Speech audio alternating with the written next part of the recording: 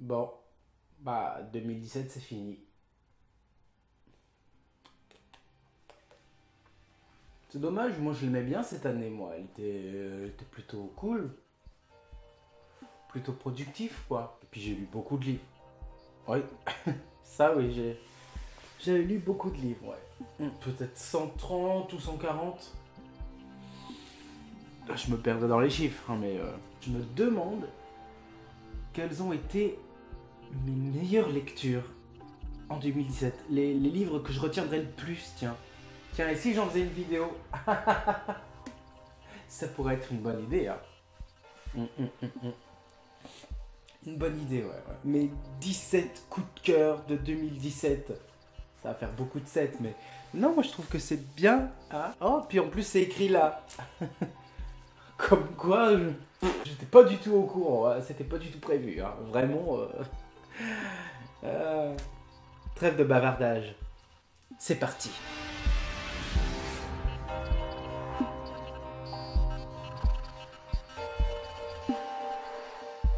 Bien, alors nous allons commencer avec le pas suspendu de la révolte de Mathieu Bellesi. C'est chiant parce que je ne sais pas quelle caméra regarder. La 1, la 2, la 1, la 2, la 1, la 2, la 2, la 1, la 2, la 1, la 1, la 2, la 2, la 1, la 1, la 2, la 1, la 2, la 2, la 1, la 2, la 2, la 1, la 2, la 1, la 2, la 1, la 2, la 2, la 1. La 2 ou la 1. Au début, dans ce livre, ça part totalement en couille en fait. Et il y a un cadavre. Sur ce cadavre, écrit en lettres au marqueur noir, voilà, le truc bien voyant. Il y a écrit... Ensuite, on va suivre plusieurs personnages, toute une palette de caractères plus ou moins différents. On va savoir, bien sûr, à la fin, qui est le coupable, qui manigance tout ça depuis le début. Et bordel, j'ai tellement aimé ce roman, pas par rapport à l'histoire, même si elle est très très prenante. Ce qui m'a le plus surpris en premier, c'est l'écriture. Oh, ça oui, c'est l'écriture. Il n'y a pas de majuscules en début de phrase, il y a très peu de virgules, de points, il y a beaucoup de points d'exclamation, de points d'interrogation. Un style d'écriture que j'ai rarement retrouvé. Ça m'a un petit peu gêné, mais après, une fois qu'on est dans l'histoire, après, on a pris ses marques dans le bouquin, après, bah... Voilà, j'ai passé un super bon moment avec ce roman, Le pas suspendu de la révolte, de Mathieu Bellesi chez Flammarion. Passons un peu plus du côté obscur de la force avec L'Embaumeur, écrit par Isabelle Ducanois aux éditions La Martinière. Dans ce livre, ce qui m'a le plus frappé aussi, c'est aussi l'écriture. Un petit peu ancienne, mais très très belle et très maîtrisée. On sent vraiment que l'auteur a voulu nous plonger le plus possible dans cette époque-là. Donc cet embaumeur, eh ben, dès le début, il n'a pas eu une vie facile. Non, non, non, non, non, non, non. Parce que, figurez-vous que cet homme-là a un frère jumeau. Et dès le début, il a étranglé son frère jumeau avec le cordon ombilical dans le ventre de la mère. Et après, on va suivre un peu son histoire et il y a une espèce de quête et ça m'a rappelé pas mal le roman Le Parfum de Patrice Kind. Sauf que j'ai l'impression que c'est un peu plus léger que Le Parfum de Patrice Kind. À mon avis, c'est peut-être voulu de la part de l'auteur parce que L'Embaumeur fait quand même beaucoup de pages, hein, c'est quand même une petite brique. L'Embaumeur qui est sorti pour la rentrée littéraire 2017, écrit par Isabelle Ducanois. Un bon coup de cœur. Continuons un peu notre road trip dans le passé. Et là, nous allons nous arrêter à une époque formidable de l'histoire, qui est la Seconde Guerre mondiale. Elle s'appelait Sarah, de Tatiana Droney, qui a été vraiment une grosse claque. La famille de la pauvre petite Sarah voilà, est emmenée dans les camps de concentration. Sauf que la petite, qui est quand même très intelligente et très mûre pour son âge, elle va cacher son frère dans la maison. Elle l'enferme à clé et elle lui fait la promesse qu'elle va aller le chercher, le retrouver, une fois que tout ça sera terminé. À cette époque-là, on ignorait que la Seconde Guerre mondiale allait durer quand même aussi longtemps. Sarah, arrachée au bras de sa mère, dans les camps de concentration, parmi la foule, parmi les gens, parmi les cris, les larmes. L'émotion, elle monte comme ça, elle monte. T'as envie de la contrôler, l'émotion, non, allez, craque, tu pleures, et puis... Et ensuite, des années et des années plus tard, une journaliste enquête sur la rafle du Veldiv qui a eu lieu à la Seconde Guerre mondiale. Et elle fait des petites enquêtes, et elle trouve des images, des photos, elle trouve des noms, elle trouve plein de choses. Et toutes ces choses-là ont un lien avec sa famille. Très très lourd. Très très lourd. Du très lourd secret de famille caché derrière. Ce livre, ouais, grosse claque en 2017. J'ai adoré ce bouquin. Si vous ne l'avez pas lu, allez-y. Foncez, je vous le conseille. Vraiment, je vous le conseille. Elle s'appelait Sarah, de Tatiana de Ronay. Ensuite, nous allons parler un peu différence, nous allons parler acceptation de soi et nous allons parler plus particulièrement d'un roman axé pour la jeunesse. Et on va parler plus particulièrement d'homosexualité avec Le faire ou mourir de Claire-Lise Marguier. Le faire ou mourir, c'est quoi? Faire quoi? Accepter, c'est soit ça, c'est soit on accepte ou soit on meurt. Qui dit marche ou crève, forcément. Et on va suivre un adolescent, tout ce qu'il y a bon, je dirais un peu de... Ouais, tout ce qu'il a de plus normal. Le collège, les amis, les parents, la famille, tout ça, bon, tout va bien. Sauf que cet adolescent se sent très très mal dans sa peau et n'arrive pas à s'accepter. Il est gay. Il va se lier d'amitié avec le gros rebelle du collège. Et bizarrement, ce mec-là, il le protège. Et ils deviennent un peu plus qu'amis. Les corps se cherchent, la bouche, les regards se cherchent. Les gestes, les vêtements, comment, pourquoi. Bon. Sauf qu'il y a un des deux qui assume, et l'autre il assume pas, et un beau jour, il se retient, il se renferme, et non, il veut pas, et jusqu'au jour où il peut plus se retenir, il peut plus se contenir, et paf, il explose. C'est un roman très très court, mais très très bien écrit, très très fort, qui dit beaucoup de choses, et je dois l'avouer qu'à certains moments dans ce livre, je me suis reconnu quand j'étais un peu plus jeune, voilà.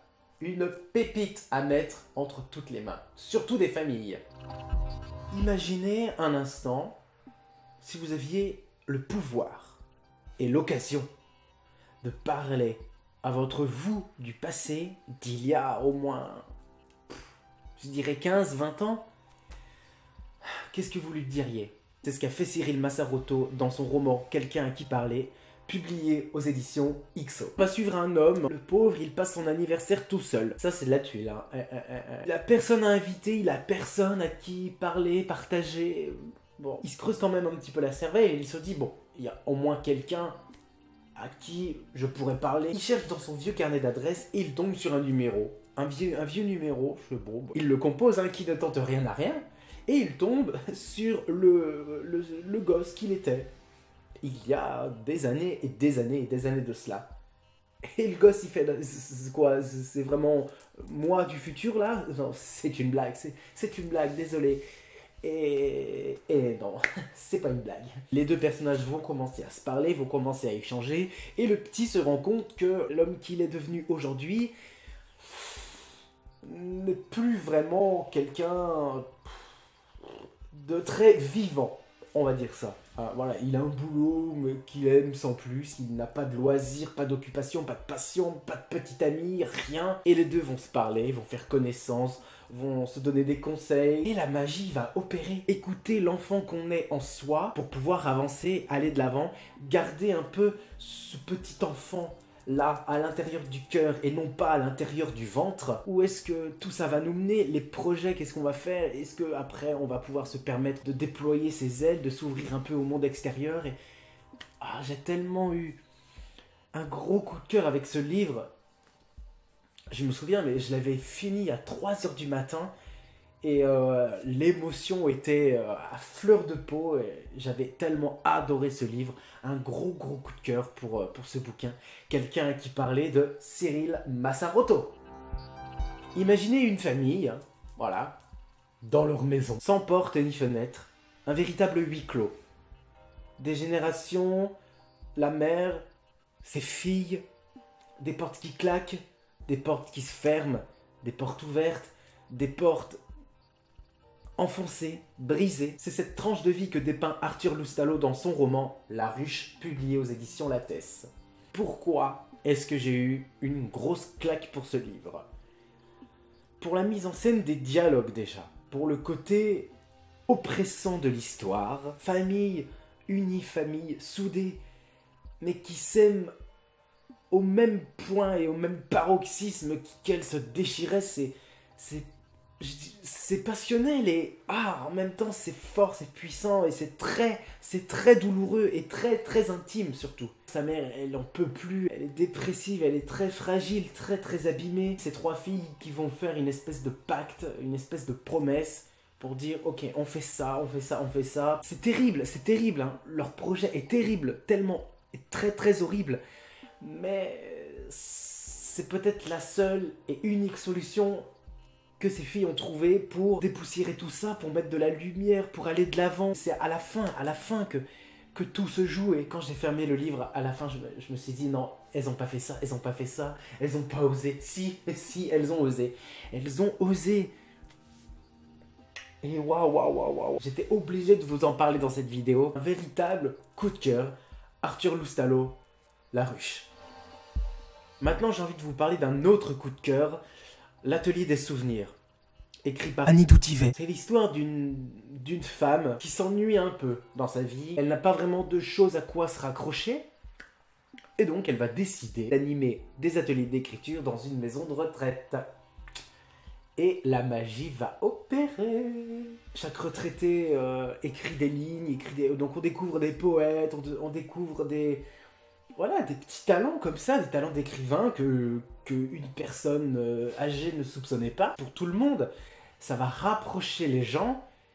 Et pour celle qui anime les ateliers, grâce à ça, elle va peut-être trouver quelqu'un, peut-être trouver chaussure à son pied. Et ça va pas être grâce aux ateliers d'écriture, ça va être grâce aux retraités qui participent à l'atelier d'écriture. Tout le monde, tout ce petit monde de retraités là, de petits commérages là, ils vont parler entre eux. Et vont se dire, mais vous avez vu, l'animatrice, elle est pas très gaie, pas très souriante. Et... Bon, allez, on s'unit tous et on va se donner les moyens de donner du bonheur à cette jeune femme. C'est magnifique, c'est magnifique. Pourquoi est-ce qu'on écrit? À qui est-ce qu'on écrit? Comment est-ce qu'on écrit? Qu'est-ce qui se passe quand on écrit? C'est beau, c'est poétique. Et ça fait surtout très réfléchir. L'Atelier des souvenirs par Annie Doutivet. Une pépite. Une pépite. Imaginez, vous rencontrez votre amour de vacances en plein été. Imaginez que ça se termine pas très bien. Mais imaginez qu'il s'est passé un truc qui a donné une toute petite graine d'espoir. Vous allez vous en servir pour l'arroser et pour essayer de retrouver un peu cet amour de vacances. Je veux bien sûr parler du roman de Delphine Berthelon, Cœur, naufrage, publié aussi aux éditions Lattès. Pas vraiment facile d'avoir un secret au fond du ventre, au fond des tripes, et vous devez en parler à la personne concernée. Mais où est-il? ça, bonne question. Et dans Cœur, naufrage, Delphine Berthelon nous explique que l'amour, des fois, c'est difficile à porter, c'est difficile, mais que parfois, il y a un peu de lumière par-ci, par-là. De toute façon, avec les romans de Delphine Berthelon, je ne suis jamais déçu. Et au travers de ce livre, Delphine Berthelon dépeint ce personnage, voilà, un peu timide, un petit peu torturé, mais qui a soif de vivre, voilà, ce cœur qui a fait naufrage.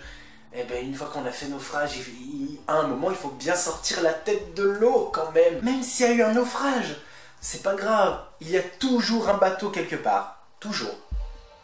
Bien. Et si maintenant on parlait d'écrivain, d'écriture, de meurtre, et si on parlait de la vérité sur l'affaire Harry Kéber de Joël Dicker? Ah là. On me l'a beaucoup conseillé, on m'a dit vas-y fonce, il est addictif, chaque ligne, voilà, ensuite bim, tu passes à l'autre et l'autre, tu t'arrêtes plus, tu passes des nuits dessus, tu ne dors pas, ce livre, malgré que ce livre est une brique, ça ne me fait même pas peur. Le plus grand écrivain de tous les temps. Cet homme-là est accusé de double meurtre parce qu'on a retrouvé le cadavre d'une jeune fille et que sur la scène de crime, il y avait le manuscrit original par cet auteur accusé de meurtre. L'affaire fait énormément de bruit, la presse s'en mêle, ça fait scandale partout. Et pourtant, il y a un homme qui est convaincu qu'il est innocent. C'est un jeune homme qui est lui aussi un jeune écrivain et qui a connu ce grand écrivain-là à l'université. Ça va de rebondissement en rebondissement, on avance au gré de l'histoire, le meurtre, comment ça se déroule, etc. Putain, mais c'est passionnant, tellement bien écrit. Ça répond aussi à d'autres questions. Pourquoi est-ce qu'on écrit? Comment est-ce qu'on devient un écrivain? C'est puissant, c'est fort, c'est... Et en plus, l'écrivain joue avec nos nerfs. On se dit, ah, mais il est innocent, voilà, ce pauvre écrivain, il ferait pas de mal à une mouche. Et puis là, on se dit, mais non, mais là, ça crève les yeux qu'il est coupable. Et puis, en fait, non, oui, non... Bon, je sais pas, rien à dire sur ce bouquin. Grosse claque, La vérité sur l'affaire Harry Kéber, écrit par Joël Dicker. Saviez-vous que la passion du jeu peut finir très mal? Aïe aïe aïe aïe aïe, ouais. C'est ce que nous décrit Pierre Bordage dans son roman qui est paru pour la rentrée littéraire 2017 avec Tout sur le zéro. On va suivre des personnages plus ou moins différents, mais qui ont un point commun. Ils sont totalement addicts au jeu, au casino. Et vas-y que je dépense, et vas-y que j'essaie de trouver de l'argent par tous les moyens pour encore aller au casino pour dépenser de l'argent. Ça n'en finit plus, comme un cercle vicieux. Ça tourne, comme la roulette. Et ça, Pierre Bordage, dans son écriture, il l'a fait très très fort. Je m'explique. Quand on est à ce point possédé, animé, passionné par la passion du jeu, dans son écriture, comment retracer la même chose? C'est pas compliqué. Avec la virgule. Un chapitre dans ce bouquin, c'est une phrase en entier. Virgule, virgule, virgule, virgule. Ça s'enchaîne, ça s'arrête pas, ça continue. Aucun point, aucun temps mort, aucune respiration. Tu tournes les pages comme si toi, tu étais addict. Tu étais possédé, animé et passionné par l'écriture de Pierre Bordage, comme si tu étais dans la peau des personnages qui, eux, sont animés, possédés et passionnés par la roulette, par le casino, par la passion du jeu. Ça, j'ai fait, oh putain, mais Pierre Bordage, là, il en a là-dedans. Et c'est génial. Un roman que lorsqu'on commence, on est obligé de le finir jusqu'à ce qu'il ne reste plus de pages, plus de lignes, plus rien. Comme si tu étais le personnage et que tu n'avais plus de sous et que tu étais complètement fauché. Voilà. Le joueur prend conscience des sommes qui lui sont passées entre les mains. 4, 500, 1000 euros, un SMIC, 3 SMIC en 3 jours, plusieurs dizaines de SMIC en 2 ans, merde. Le loisir coûte la peau des fesses. Est-ce un loisir d'ailleurs, une nécessité vitale plutôt? Un tourbillon, un torrent, une drogue, voilà. Une drogue dure, envoûtante, vénéneuse. Nous sommes des gigis, glous parfois blaise, des junkies du jeu. Il n'y a pas de méthadone, pas d'autre solution que de se faire interdire de casino. Comment allier la passion de la littérature et le pouvoir de la lecture avec des cadavres, des meurtres, avec un ton un peu drôle et un petit peu décalé, sous fond de réseaux sociaux. Mais quel est l'auteur qui est capable de faire ça? Mais enfin, c'est Romain Puertolas avec son roman Tout un été sans Facebook, publié aux éditions Le Dilettante. L'histoire se passe dans un village tout petit village, tellement paumé que même le wifi, le téléphone, ça passe pas. Bon.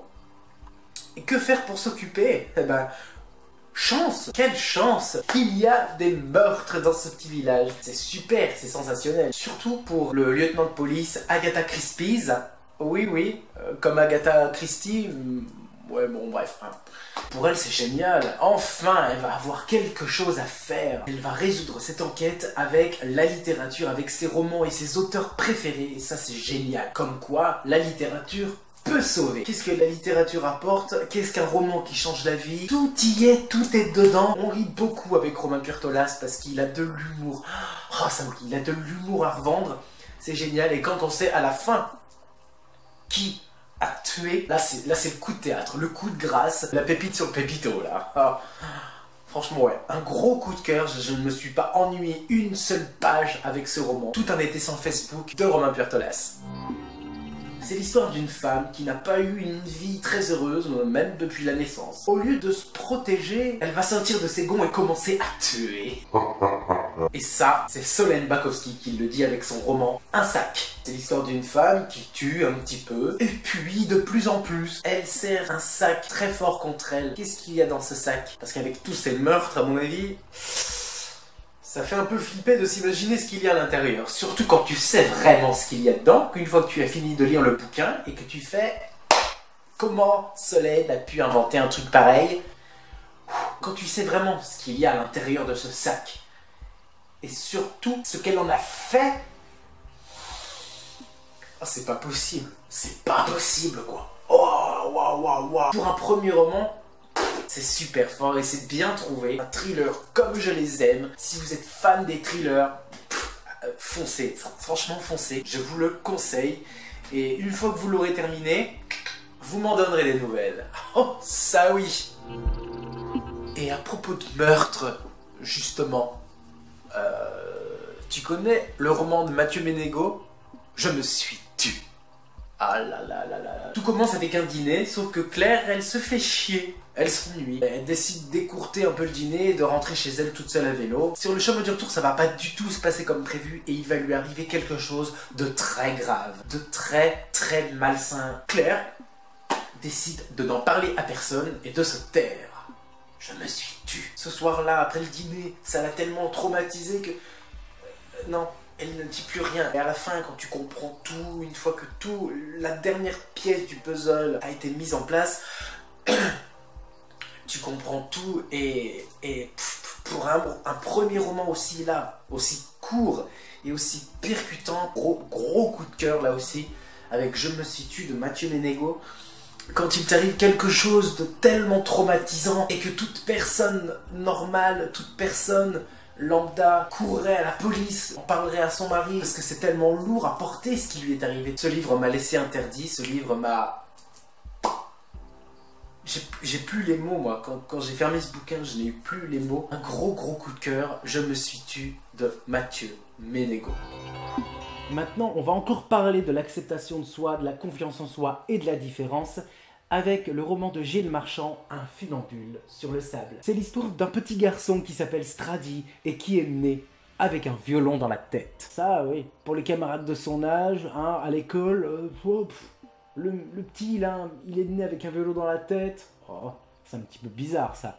Mais c'est sans compter sur le soutien et l'appui de ses parents qui vont l'aider à lui mettre cette idée en tête. Tu es né avec un violon dans la tête, c'est la vie, c'est comme ça. Tu es comme tu es et le monde continue de tourner. Et pour Stradi, lui, il n'y a pas de problème pour lui, il n'y a pas de problème. Il est né avec un violon dans la tête, il adore la musique, il écoute beaucoup de musique, ses parents aussi, c'est un peu de famille, c'est génial. Puis quand il rencontre l'amour de sa vie, il se dit « Ah, elle va me juger. Elle va me juger sur ma différence. Elle va me juger sur cette histoire de violon. » Et puis, non, en fait non. C'est aussi normal que le ciel est bleu. C'est pas grand chose, quoi. C'est juste un petit truc en plus. Ça permet de vivre à fond. Ça permet de rester éveillé et de comprendre un peu tout ce qui nous entoure finalement. À lire, à mettre entre toutes les mains. Et pourquoi pas à mettre sous le sapin. Bon alors, on va quitter un peu le domaine de la fiction, des romans, et on va bifurquer avec le développement personnel. Les 5 blessures qui empêchent d'être soi-même, que j'ai lu au mois de mai et qui a été une grosse claque en pleine gueule. Quand on a peur d'être abandonné, quand on a peur d'être seul, quand on a peur de la mort, ou quand on a peur de ne pas tout contrôler depuis tellement longtemps, voire depuis l'enfance, que ces blessures-là nous accompagnent toujours au quotidien, à un moment donné, il y a des choses qu'on fait dans la vie, ça ne nous ressemble pas du tout. Et avec ce roman-là de développement personnel, j'ai appris que je souffrais de dépendance affective. Très bizarre cette lecture. Très bizarre, mais très nécessaire, très utile. Comment est-ce que notre blessure se manifeste avec le corps? Parce que quand c'est le corps qui parle, il faut écouter son corps. C'est très intéressant. Très troublant aussi, c'est un livre qui nous connaît mieux que nous-mêmes quasiment. C'est surtout un livre libérateur qui fait du bien à lire quand même au moins une fois dans sa vie. Je peux vous garantir qu'après, une fois que le plus gros est passé, voilà, il n'y a plus qu'à avancer, à vivre et à déplacer des montagnes avec les dents. Voilà. Les 5 blessures qui empêchent d'être soi-même. Nous sommes tous plus ou moins connectés à Internet, voire plus ou moins accros à Internet, comme c'est mon cas. Saviez-vous que il y a le sous-sol de l'Internet, l'enfer de l'Internet, qu'on appelle aussi le Darknet. Darknet, qui est un roman de Benjamin Percy, publié aux éditions Super 8.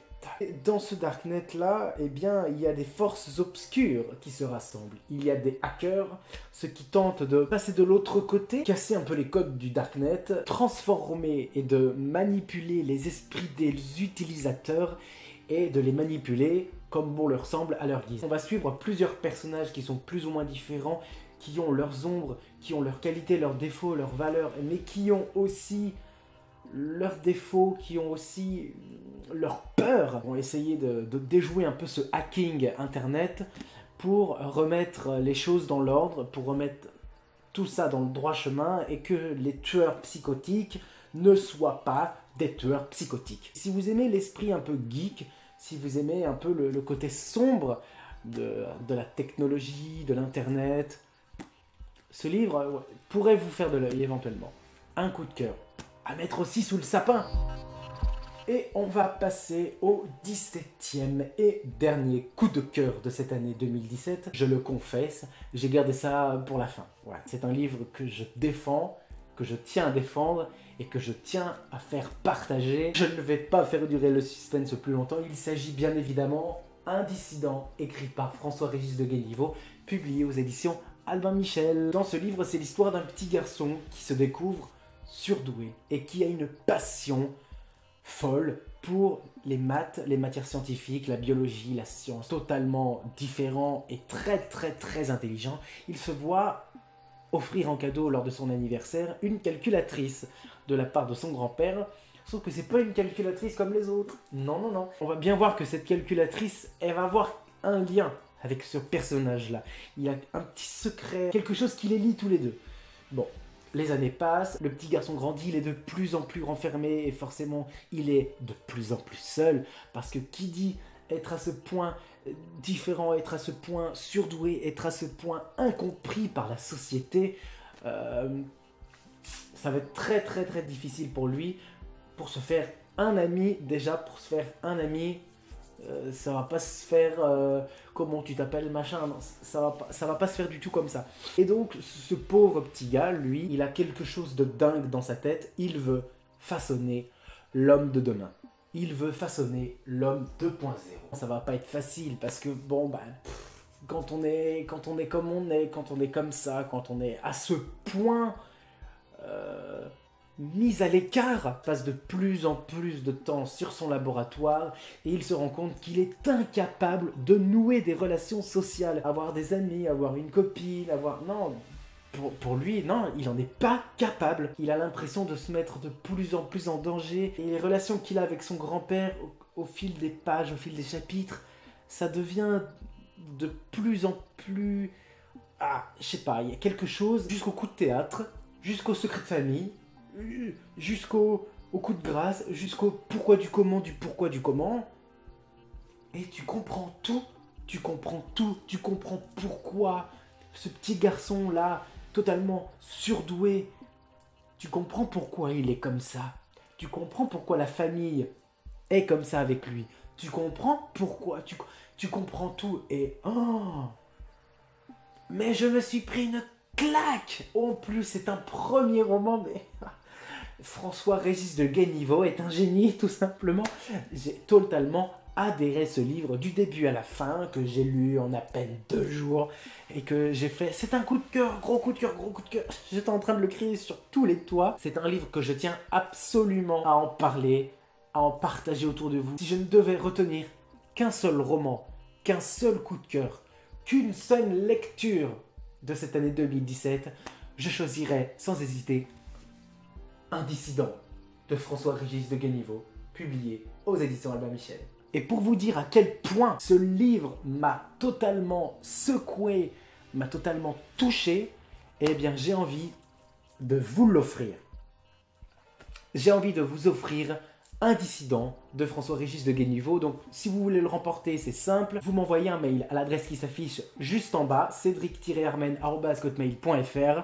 Vous m'envoyez un mail, vous me dites pourquoi vous avez envie de lire ce livre. Le gagnant sera tiré au sort, évidemment. Et ensuite, une fois que tout ça sera fait, eh bien, vous aurez peut-être, sous votre sapin, le premier roman de François-Régis de Guéniveau, qui a été un énorme coup de cœur pour moi et j'espère qu'il vous fera aussi plaisir. Sur ce, je vous embrasse bien fort, prenez soin de vous et surtout, lisez, lisez, lisez. À très bientôt, je vous aime. Mouah. Yes!